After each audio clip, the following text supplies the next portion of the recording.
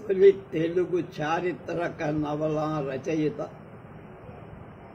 కవి సామ్రాట్ బ్రహ్మశ్రీ నోరి నరసింహశాస్త్రి గారి నారాయణ భట్టు నవల 4వ భాగం 25/7/20.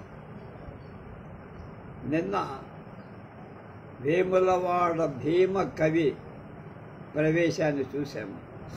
అంటే జైన బౌద్ధాలని ఎలా హైందవులు ఎదుర్కొన్నారు దాని ఒక ఉదాహరణగా అక్కడ తర్వాత చెప్తాను.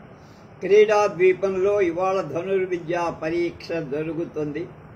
అనాదిగా భరతఖండంలో ధనుర్విద్యకు అపారమైన గౌరవం ఉంది. అది ధనుర్వేదం.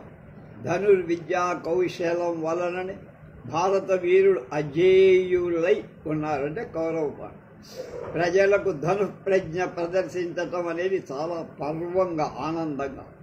యువరాజు రాజేంద్ర దేవుడు ధనుర్విద్యా పారంగతుడని ప్రతీతి ముందుగానే వ్యాపించి అతడి దాక్షిణాత్య మిత్రులు కూడా తద్విద్యా ప్రవీణులనే ప్రసిద్ధి. వాళ్ళందరూ కూడా ఇవాళ విద్యా పరీక్షకు విద్యార్థులుగా ఉంటారన్న వార్త పట్టణంలో వ్యాపించినందున ప్రజల వ్యగ్రత అంటే కుతూహలం ఎక్కువ.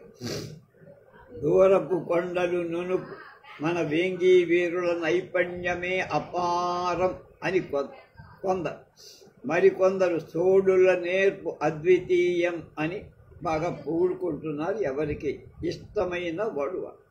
ఇలా ప్రేక్షక జనంలో అనేక రకాల విధాలైన అభిమానాలతో వాగ్వివాదాలు పెరిగి మధ్య మధ్య చేతులు కూడా కొట్టుకునేదాకా రాజభటులు నవ్వుతూ అలాంటి వాళ్ళని విడదీస్తారు.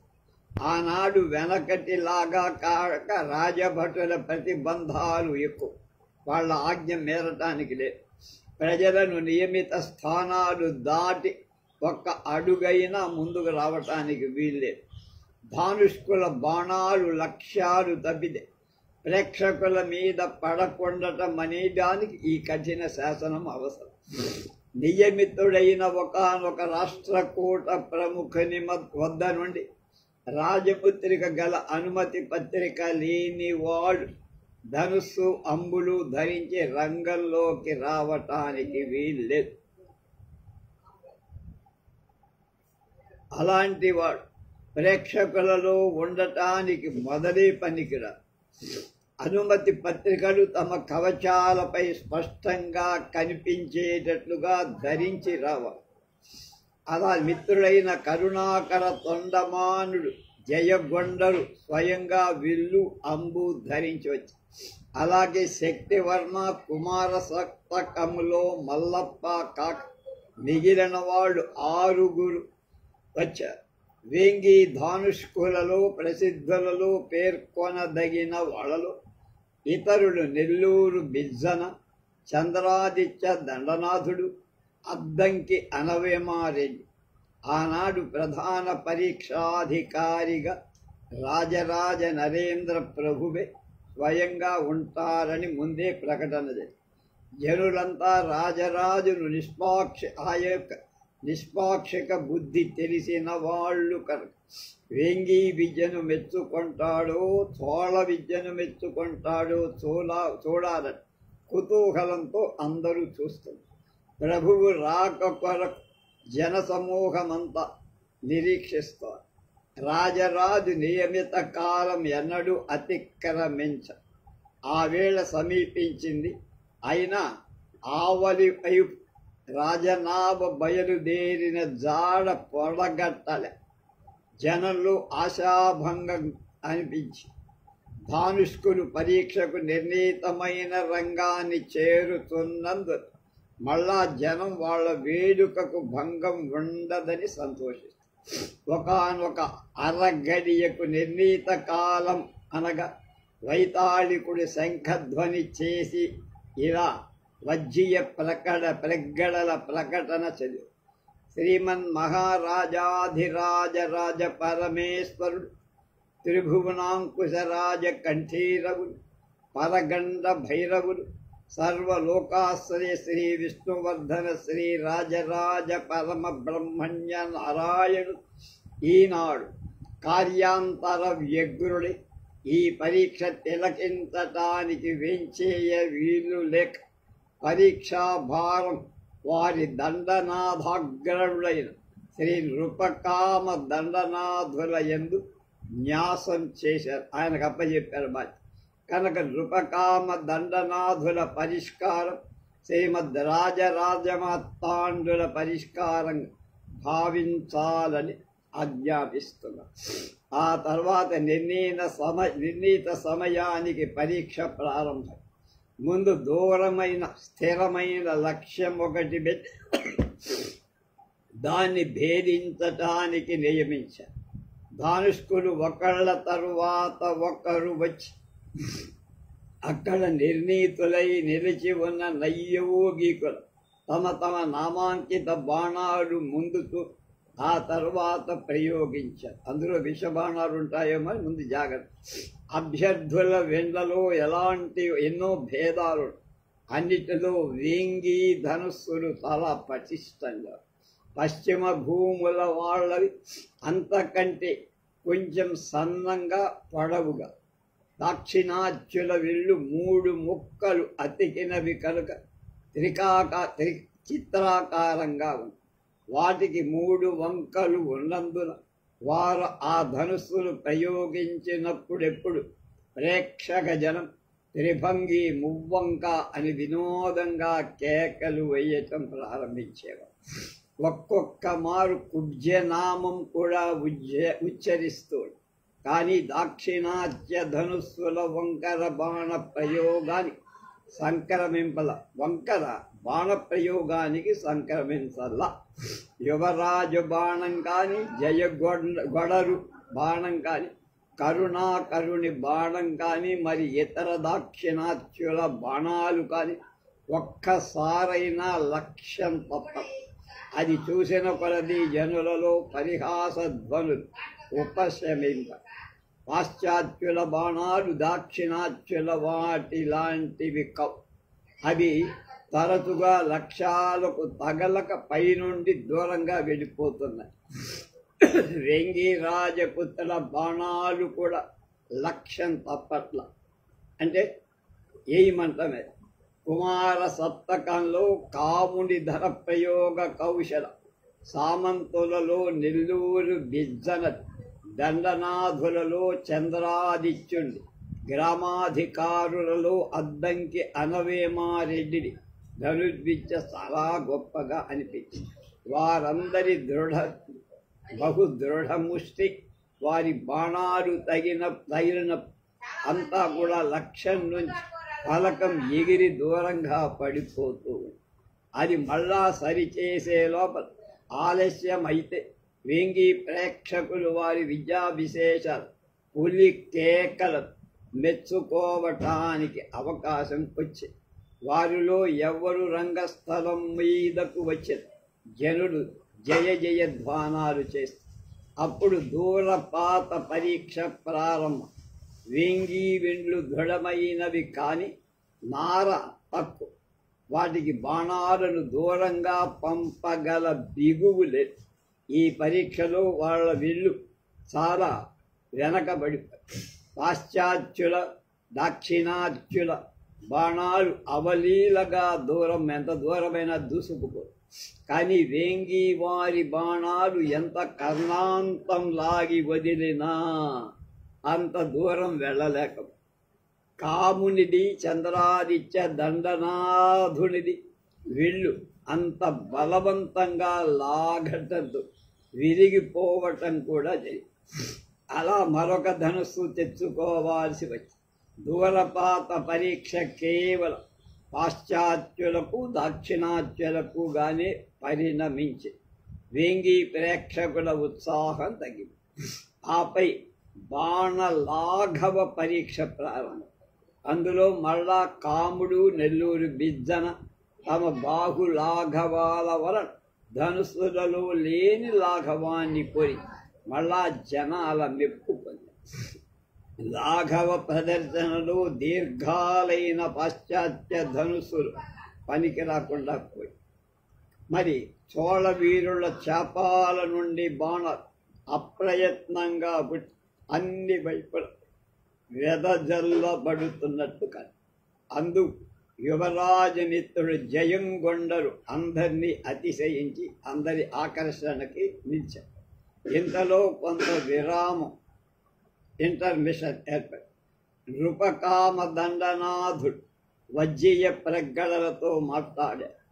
నృప అంటున్నాడు, ఈ దాక్షిణాత్య ధనుస్సులు అత్యద్భుతంగా ఉన్నాయి. ఇవి వెంటనే తెప్పించి మన సైనికుల చేత అభ్యాసం చేయించాలండి మంత్రి గారు అంటే. ఇప్పటికి సంవత్సరం నుండి నేను సూచిస్తూనే ఉన్నా.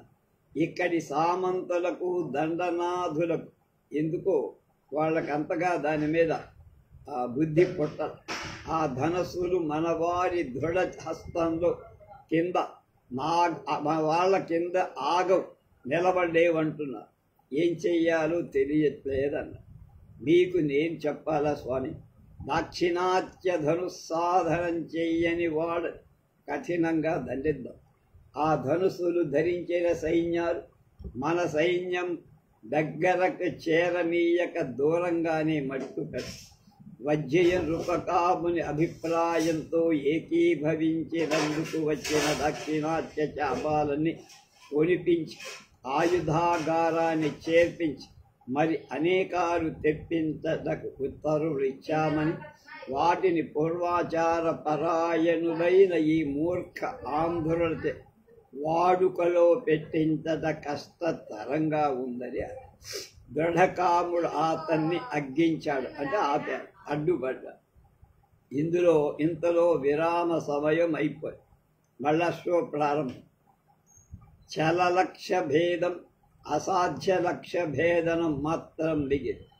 చలలక్ష్య భేదనలో వేంగీధానుష్కుడు దాక్షిణాత్యుడు సమానంగానే ప్రావీణ్యంచు. అందులో కాముడు, కరుణాకరుడు, జయగొండరు ముగ్గురు అతిక్రమించి యువరాజరాజేంద్రదేవు కుడి ఎడమగ వారితో సమానంగా. ఇప్పుడు అసాధ్య లక్ష్య భేదనం మొదలై ఇందులో అన్నిటికంటే నైపుణ్యం ఎక్కువ. ఒక వస్తువుని చూసిన తరువాత కళ్ళకు గంతలు కట్టుబడి దాన్ని అద్దంలో చూసిన ప్రతిబింబాన్ని బట్టి లక్ష్యాన్ని చేరి కనపడని వస్తువును శబ్దాన్ని బట్టి కొట్టడం శబ్ద వేద. ఇలాంటివి మొదలుగా అనేక విధాలైన అసాధ్య లక్ష్య భేదనం జరుగుతుంది.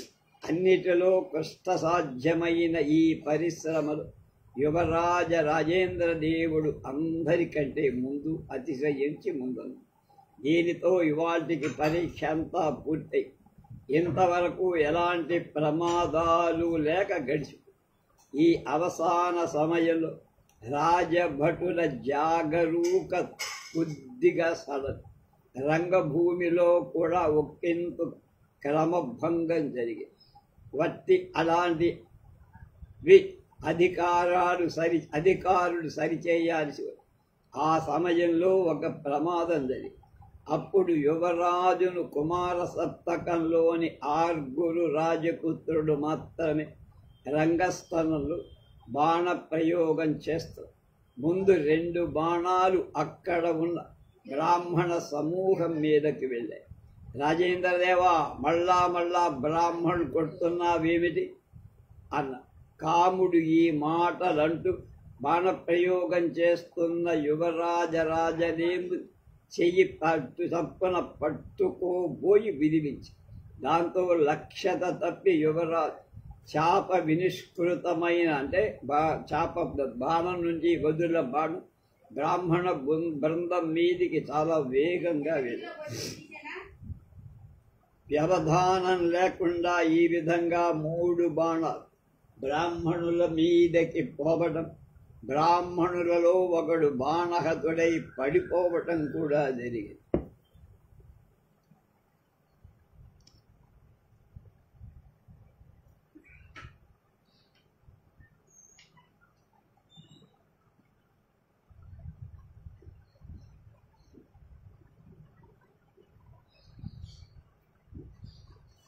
హాహాకారాలు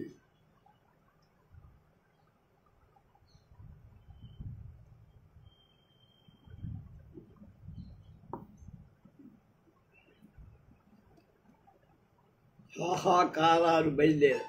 మహాసముద్రం వలె లేచిన జనసమూహ ఆపటం రాజభటులకు అసాధ్యమై ఈ బాణాలు తప్పటానికి కారకులవు. కుమారసప్తంలో 6 రాజేంద్ర దేవుని బాణాలు 3 లక్ష్యాలు తప్పినట్టు బ్రాహ్మణులపై పోవట తమ కళ్ళారా చూశాం అన్న యువరాజు తాము ప్రయోగిస్తున్నప్పుడు కాముడి చెయ్యి పట్టుకొని కదిలించినందువల్ల లక్ష్యం తప్పిన బాణం ఒక్కటి తప్ప మిగిలినవేవి తనవి బ్రాహ్మణ బృందం వంక కూడా పోలేదని దృఢంగా వాదించారు. రాజపుత్ర షష్కం అవి 3 రాజేంద్రుడివే అని వాదించారు. జాగరూకులై పరిశీలిస్తున్న నృపకాముడు వజ్జియ మొదటి 2 బాణాలు యువరాజువు కావని, చివరి బాణం మాత్రం కాముడు కదిలించినందువల్ల యువరాజుదే అటు పోయిందని స్పష్టంగా చెప్పారు. కాముడు అప్పుడు తీవ్రంగా వాదించి రాజేంద్రదేవుడి ముఖం కోపంతో ఎర్రబడి ప్రళయార్క బింబ సదృశ్యంగా కన్నా కరుణాకరుడు జయంగొండరు యువరాజుకు ఇరువైపులా చేరి అతన్ని శాంతింపచేస్తుంది. ఏది ఎలా అయినా యువరాజు ధనుస్సు నుండి వెడలిన చివరి బాణమే నన్ని కుడి బాహువులో అంటే కుడి చేతికి దిగబడిపోయినందులో బ్రాహ్మణ బృందంలో పడిన మొదటి 2 బాణాలు రాజభటులు ఎంతలో ఏరి తీసుకొచ్చి అవి 2 చూడగా యువరాజ నామాంకితములై ఉన్నాయి. 3వ బాణం ఆ బ్రాహ్మణుడి బాహువు నుండి శస్త్రవైద్యుడు ఉద్ధరిస్తున్నాడని అంటే బయటికి లాగుతున్నాడు అని భటు చెప్పు. వజ్జియా నృపకాముడు ఒకళ్ళ ముఖం ఒకడు చూశారు. జనసమూహంలో యువరాజు బ్రహ్మహత్య చేశాడని గుసగుసలు ప్రారంభం. ఎంత సస్పెన్స్ మెయింటైన్ చేశారో నోరివారు చూడు. రాజేంద్ర దేవుడికి కోపం పెరిగిపోతుంది. ఇంతలో నృపకామ దండనాథు పరీక్ష చాలించటానికి ఆజ్ఞాపించి మిక్కిలి వృద్ధుడైన దృఢమైన కంఠంతో అతడు ఉత్తీర్ణుల నామాలు వరుసగా ప్రకటించి అందులో అసాధ్య లక్ష్య భేదనంలో యువరాజు రాజేంద్రదేవుడు అద్వితీయుడు అని ప్రకటించి పరీక్షా ఫలితాలు వినిపించిన తరువాత యువరాజ భటులు తెచ్చిన బాణాలు 2 చేతిలో పెట్టుకొని దానిపై ఉన్న తన పేరు చూసి తన కళ్ళు తానే నమ్మలేకపోయి మోసం అని పళ్ళు కొలుకుతూ చిత్కార చేసి వజ్జియ నృపకాముడు యువరాజా ఆ బాణాలు నీవి కావు అన్నారు. కానీ జనసమూహం వేరుగా భావించి ఈ వృద్ధామాత్య దండనాథుడు యువరాజు మీద అభిమానం ఈ విధంగా పక్షపాత వచనాలు పలుకుతారు. యువరాజు బ్రహ్మహత్య చేశాడు, యువరాజే బ్రహ్మహత్య చేశాడని మోగిపోతారు. జనసమూహాలు కళ్ళారా చూసింది కాదని ఎవరు చెప్పగలరు. ఈ జనవాక్యాన్ని లాలిస్తూ యువరాజు సిగ్గుతో తలవంతుకొని వజ్జియా నృపకాముల వెంట బ్రాహ్మణ సమూహం దగ్గరకి బ్రహ్మఘ్నుని ముఖం చూడరాదని బ్రాహ్మణులు కొందరు పక్కకెళ్ళి నన్ని బాహువు నుండి రాజవైద్యుడు బాణం లాగి పొంగి వస్తున్న రక్త ప్రవాహాన్ని ఆపి కట్టుబడి బంతాకు కట్టేవాడు పూర్వం. బంతాకు కట్టే ఎంతటి రక్తమైనా ఆగిపోదు. బంతాకు బాగా నలిపి గొడవలో పెట్టి కట్టు లాగి పొంగి వస్తున్న రక్త ప్రవాహాన్ని ఆపి కట్టు. దేహం చాలా నీరసంగా కానీ అతడా బాధ ఎంతయో అడచుకొని శాంత ముఖంతో యువరాజరాజేంద్రుడు భక్తిపూర్వక నమస్కారం, నా బాణమే మీకు తగిలింది, కదలించినాడు క్షమించండి అని ఆదరంతో యువరాజు వంక చూసి నీ తప్పు లేదయ్యా, ఆయుష్మాన్ నా ప్రారంధమే ఇది. నన్ని అంతకంతకు క్షీణించిపోతు, ముఖం కళావిహీనమవు. అతని వెంటనే సారంగధర మెట్ట సంగారామంలో వైద్యశాలకు పంపటానికి రాజోద్యోగులు అన్నీ ఏర్పాటు. అందుకు శిబిక తెప్పించి మూర్ఛితుడైన నత్తి బ్రాహ్మణుని అందులో పడుకోబెట్టారు. ఆ శిబిక అంటే ఒక పిచ్చర్ బయలుదేరి, దీనిని మా ఇంటికి వెంటనే చేర్చి నా గృహ వైద్యుడి చేత ఈ బ్రాహ్మణుడి చేత చికిత్స చేయించండి అని వజ్జియ నైయోగికులకు చెప్పి, అందుకు వాళ్ళంతా నిర్ఘాంతపోయి. కానీ వజ్జీయ ప్రగడ ఆజ్ఞలు పాటించాల్సి, వజ్జీయ ఆజ్ఞలు ఆజ్ఞలాగా కనపడు, ఆ ఆజ్ఞాకంఠం ప్రయోగించదు. అయినా ఇతరుల తీవ్ర ఆజ్ఞల కంటే చాలా ఎక్కువ శ్రద్ధగా అక్షరసహ పాటించాలని వాళ్ళంతా తెలుసు వాళ్ళు కనుక అలా చేశారు. వజ్జీయ కళ్ళు మూసుకొని కరుణాకర తొండమానుణ్ణి పిలిచి ఆనాటి విద్యా ప్రదర్శన సంగతుల గురించి మాట్లాడు. బ్రాహ్మణ సమూహంలో పడిన 2 బాణాలు నన్ని బాహువు నుండి ఉద్ధరించిన రక్తసిక్తమైన ఆ బాణాన్ని తెప్పించి వేరుగా కోశంలో పెట్టించి తన ముద్రిక వేసి తన ఇంటికి పంపాలని రాష్ట్రకూటులకు ఆజ్ఞాపించి, రాజమహేంద్రపురమంతటా యువరాజు బ్రహ్మహత్య చేశాడనే కల్లోలం పాకింది. చోళరాజ్యన్న పెరిగినవాడు ఎంతకైనా తెగిస్తారని కొందరు, వజ్జయుడు నృపకాముడు హంతకుడి మీద పక్షపాతం చూస్తున్నారని కొంతమంది. యువరాజ నామాంకిత బాణాలు ప్రత్యక్షంగా కనపడుతుంటే కుమార షట్కం చూసింది కూడా నమ్మకపోవట ఎంత సాహసం అనుకున్నా. వజ్జీయ ప్రగడ మందిరానికి గృహం అంటం కంటే చిన్న దుర్గం అంటం యుక్తం. ప్రధాన గృహం 3 అంతస్తుల మేడ. కానీ దానికి అనుబంధంగా ఉన్న ఇతర గృహాల మధ్య నుండి బయటకి అది కనిపించి విశాలమైన ఆవరణ చుట్టూ ఉన్నతమైన శిలాప్రాకారం ఉంది. దానికి నలువైపులా 4 గోపుర ద్వారాలే కాక చిన్న ద్వారాలు కొన్ని ఉన్నాయి. అందులో కొన్నిటి నుండి లోపలికి పోవటానికి అనుజ్ఞ, మరికొన్నింటికి బయట నుంచి రావటానికి మాత్రమే అనుజ్ఞ.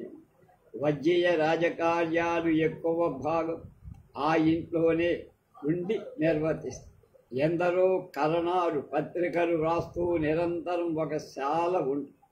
మరొక శాలలో రాజభటులు రాత్రింబవళ్ళు జాగ్రత్తగా ఆ ఆవరణ రక్షిస్తూ ఒక గజం కొన్ని ఉత్తమాశ్వాలు అనేక శిబికలు 2 పల్లకీలు అక్కడ ఉంది.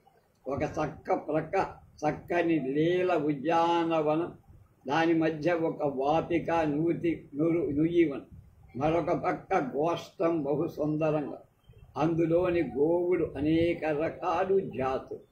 అందులో కపిలవర్ణం గల ఒకానొక ధేను జగన్మోహనంగా ఉండి కామధేనువు అవతరించిందా భూమి మీద అన్నట్టు.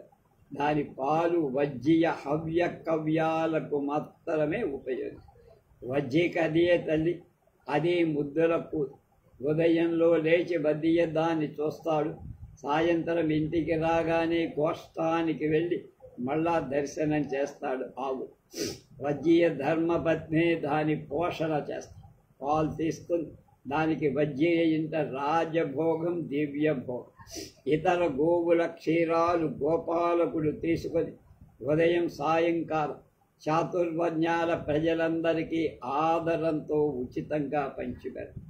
కొందరు రోగులు, పసిపిల్లల తల్లులు వజ్జీయ ధర్మపత్ని సోమిదేవమ్మ గారి చేతి మీదుగా ఆ పాలు కావాలని యాచిస్తారు. ఆమె చేతి మీదుగా ఇచ్చిన గోక్షీరం త్రాగిస్తే పిల్లలకు జాడ్యాలు జబ్బులేమి ఉండవని వాళ్ళ నమ్మకం. అలాంటి వాడు వస్తే వజ్జీయ సోమిదేవి వెంటనే వచ్చి ఆదరంతో వాళ్ళకు కావాల్సినన్ని పాలు ఇచ్చి ఆ పిల్లల జబ్బు తెలుసుకొని విశేష అనుభవం వల్ల తనకు తెలిసిన చికిత్స చెబుతారు.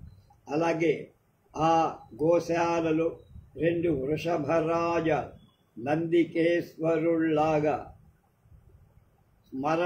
నందికేశ్వరుని స్మరణకు తెస్తూ ఉంటాయి. వజ్జీయ మందిరంలో అతిథిశాల ఒకడు. అందులో బ్రాహ్మణులు ఎవరు ఎప్పుడు వచ్చిన వాళ్ళకి ఆతిథ్య లోపము. ఎప్పుడు వచ్చావు, ఎందుకు వచ్చావు అనే ప్రశ్నే లేదా. అన్ని విధాలా వాళ్ళ స్నాన సంధ్యాది కర్మలకు, భోజనాన్ని, విశ్రాంతి సౌకర్యాలు సేవకులు చేస్తూ ఉంటారు. ఎందరు వచ్చారు అనే లెక్క లేదక. బ్రాహ్మణ పూజ వల్ల వజ్జీయ తాను ధన్యుడైనట్టుగా భావిస్తాడు. ఇంతమందికి ఆశ్రయం ఇస్తున్నాను అని గర్వం ఎప్పుడు లేదు. వజ్జీయ ప్రగడ స్వయంగా అగ్నిష్టోమాది క్రతువు అనేకాలు చేసి సదా పురోడాశ పవిత్ర ప్రకృడు తన వద్దకు వచ్చిన విద్వాంసులను, అందు ముఖ్యంగా వేదాంగ విధుల సోమయాజుల ఎక్కువ ధనమిచ్చి సన్మానిస్తారు. అతడు ఆ విధంగా ఆదరించింది ఒక్క బ్రాహ్మణులనే కాదు, ఆ ఇంటికి వచ్చే అర్ధులు నానా విధాలమైన వాడు.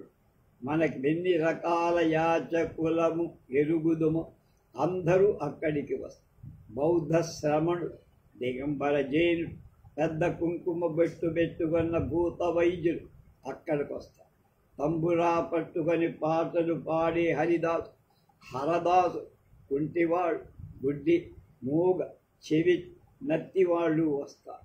నెమలి కన్నులు ధరించిన జేగంటలు కొట్టేటువంటి చెంతుదలు, తాతుపాము ఆడించే నాగరాజు, ముఖమంతటా బొట్టు కోయదరు, అడవిదరు, గొడబుక్కలవాడు, నూనె గుడ్డెలవాడు, దొమ్మరు, మందులమ్మేవాడు, బుట్టలల్లేవాడు, భట్లు, విప్ర వినోదులు, పగటి భాగవతులు, జ్యోతిషికులు, శాకునికులు, సాముద్రికులు అందరూ నిరాఘాటంగా లోపలికి వస్తారు.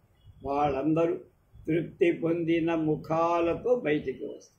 కానీ లోపలికి వెళ్ళిన వాళ్ళందరూ మరల అదే విధంగా బయటికి వెళుతారు. మరి ఎలా వెళ్తారో మాత్రం నిరీక్షించే అవకాశం ఎవరికి ఉండదు. తూర్పునున్న సింహద్వారంలో నత్తినన్ని శిబికను లోపల విశ్రాంతి భవనంలో సేవకులు తీసుకెళ్లారు. పక్కనే సమస్త సౌకర్యాలు గల చిన్న వైద్యశాల ఉంది.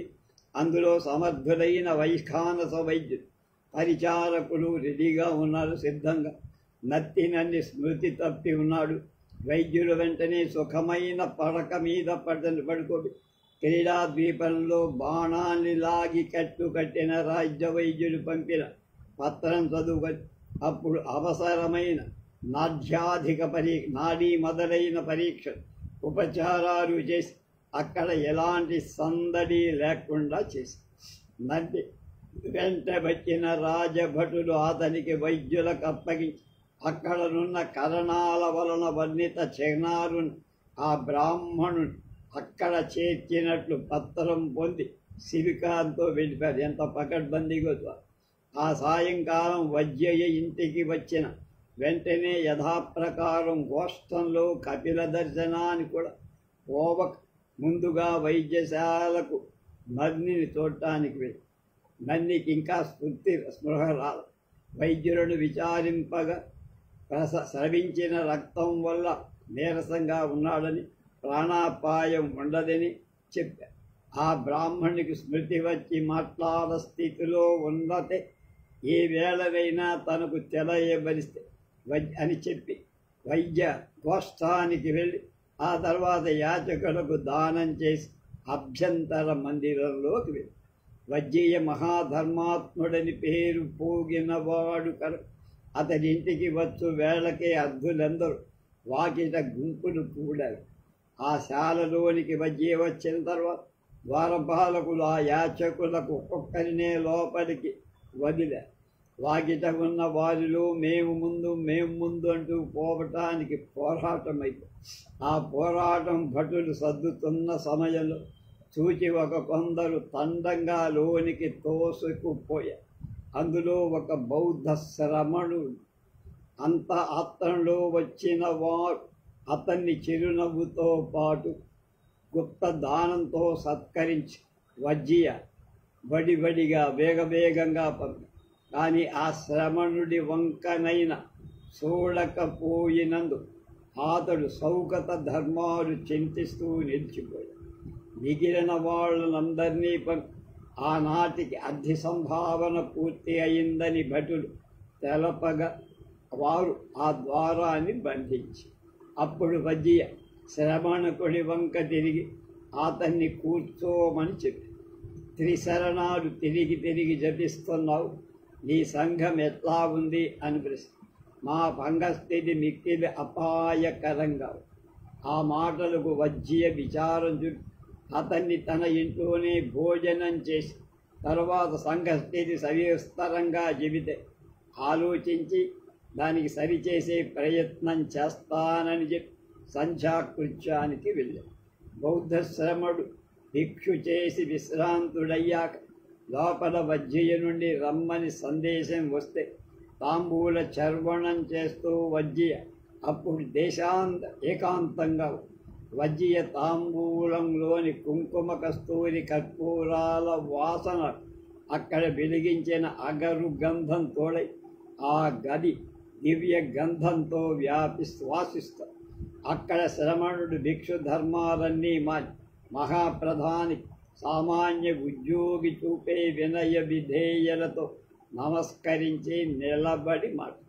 ఆ శ్రమణుడు ముఖ్యంగా సారంగధరుడి మెట్ట సంఘారామ సంగతులు ఎక్కువ చెప్పారు.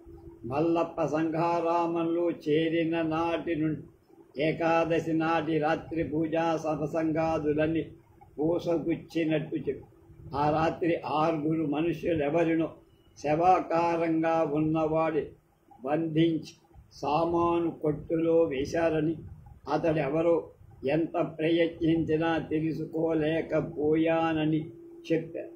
దెబ్బతినిన మరునాటికే మల్లప్ప రాకుమారుడు స్వస్థుడయ్యాడు. కానీ మిగిలిన అపాయకరమైన స్థితిలో ఉన్న వైద్యులు తెలుపుతూ ఆప్తులకు జాడ ఇవ్వట్ల. కానీ అశ్వవర్తకు ఆయుధవర్తకు ఇత్యాదులెందరో సంఘారామంలో ఉన్నందువల్ల రాత్రులు అతని నిరాక్షేపంగా చూస్తుంది. అది కొన్ని రోజులకు అతడు ఆ సంఘారామంలోనే రోగినని ఉండునట్లుగా రోగిగానే ఉండేట్టుగా తోస్తాడు. ఇటువే అనేక సందేశాలు విషయాలు ప్రగ్గడకు చెప్పారు. సైంధవులకు అశ్వవర్తకుల విషయం ఏమిటి అని వజ్జియ ప్రశ్నించారు. వారు నిజంగా సింధు దేశం వాళ్ళు కారు. ధారావర్షుని చక్రకూటంలో నివసించే వారే అయినా వారి జాడలు మాత్రం కనిపెట్టడానికి కష్టమైపోతారు. అలాగే సంఘారామంలో ఈ మధ్య తాంత్రిక క్రియలు ఆచరించటం ఎక్కువై అవి సారంగధరుడి చైత్యానికి దగ్గరలో ఉన్న ఆవృత ప్రదేశంలో జరుగుతాయి. అక్కడికి వివిధ సమయాల్లో నక్కల, కుక్కల, చిత్ర పక్షుల శల్యాలు చేరుస్తున్న, మనుష్య కపాలాలు చేరుతున్న మధ్య ఘటాలలో దేవతా తృప్తికి పుష్కలంగా ఉపయోగిస్తారంటే మధ్య అవిసె నూనె దీపాలు వెలిగిస్తున్నారు. మేక వెంట్రుకలు, అయపాత్రికలు ఉపయోగిస్తూ గ్రంథాలయంలోని శల్యతంత్ర ప్రతులు అనేకాను వ్రాయిస్తూ ఆ క్రియల వినియోగం రహస్యంగా గ్రహిస్తున్నారు. పట్టణంలో భూత చేష్టకులు అక్కడి తంతులే కారణమని నా విశ్వాసం అని. వజ్జియ మాటలు విని నిర్లక్ష్య స్వరం, పట్టణంలో భూత చేష్టల సంగతి ఏమిటి అని. పట్టణంలో చాలామంది ఇళ్లలో ఆకస్మికంగా చిత్ర వ్యాధులు ప్రబలుతాయి. వాటికి సంఘారామ భిక్షువులు ప్రతిక్రియలు చేస్తూ పేదలలో విశేష గౌరవం పొందుతారు. అలాగే చీనా దేశీయుడైగా మహాసిద్ధుడు ఇప్పుడు కళింగంలో ఉన్నాడు. అతడు అల్పకాలంలో విజయ యాత్రకు రాజమహేంద్రం వస్తారు. పట్టణాలు, ముఖ్యుల ఇళ్లలో ఈ భూత చేష్టలు ఎక్కడైనా పాకాయా? పావులూరి మల్లనార్యుల ధర్మపద్ధతి భూత చేష్ట చికిత్స వజ్రకీర్తనే శ్రమణుడు వెళ్ళి దెబ్బలతో కుంగిపోయిన దవడలతో తిరిగొచ్చి ఈ విషయం శ్రమణులు గుసగుసలాడుతుంది. అక్కడ ఏం జరిగిందో తెలుసుకోవటం కుదరదు. ఆ సామాను కొట్టులో వేసిన మనిషి ఎలా ఉండాలి? ఆ రాత్రి గుడ్డి వెన్నెలలో దూరం నుండి కానీ చూడటం కుదరదు. స్థూలకాయుడు కొట్లో నుండి వినబడే కేకల వల్ల వాడు జీవించినట్టే అనిపిస్తుంది. ఇంతలో వైద్యుల వద్ద నుండి సందేశహరుడు వచ్చాడు. శ్రమణుడికి సెలవిచ్చి వజ్జియ బయలుదేరాడు.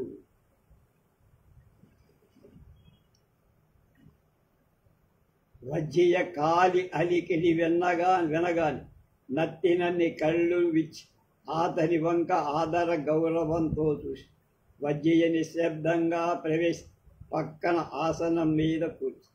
సంధ్యావందనాధికమైందా? మానసికంగా ఇప్పుడే నీ గాయ బాధ ఎలా ఉంది? మీ దర్శనం చేత నా బాధ తెలియలే.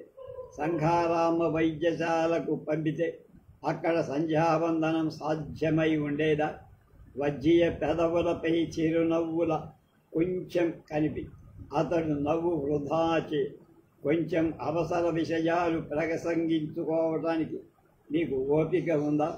మీ బోటి పెద్దల సన్నిధిలో లేని ఓపిక వస్తుంది అన్నారు. నన్ను పూర్వం ఎప్పుడైనా చూసిన జ్ఞాపకం ఉందా?